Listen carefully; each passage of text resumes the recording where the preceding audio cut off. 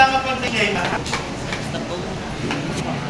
Okay, start na again, Good afternoon, everyone. This is our assignment number 5, and let's evaluate number 1. Limit of 2e raised to 3x plus 4 as x approaches negative 1. So, first, Magpil, wag ka magalaw. Baba, taas ka parandal.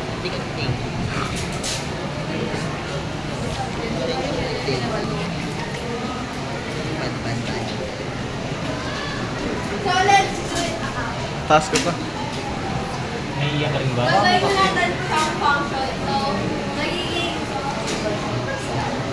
Yung silence after limit pa of sa yung 2e raised to 3x plus 4 Taas. Taas ka konti. as x approaches negative 1.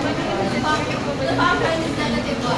So, let's solve this. Hindi ko So, alam yung sasagot sa number. 2e raised to 3x Nakalagay dun, write the plus letter. 4. So, substitute lang natin yung x ng negative 1. So, 2e raised to 3 raised to 3 times negative 1 plus 4. So, magiging sagot is 2e negative raised to negative 3 plus 4. So, magiging 2e raised to 1. So, dahil 1 lang yung power, magiging as is lang yung sagot. So, 2e lang yung sagot. So, let's evaluate number 7. So, limit of 3 times 1 half raised to x plus 3 as x approaches negative 6. Tatawa So, ako. gawin lang din natin yung function.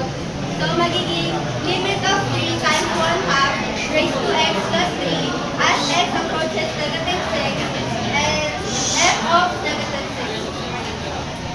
F of negative 6 equals 3 times 1 half raised to x plus 3.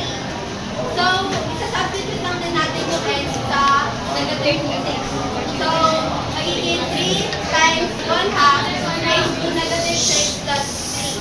Ang magiging sagot is 3 times 1 half raised to negative 3. So, ita-times lang natin yung 1 half and negative 3. So, magiging sagot is 3 times 8. So, ang sagot is 24.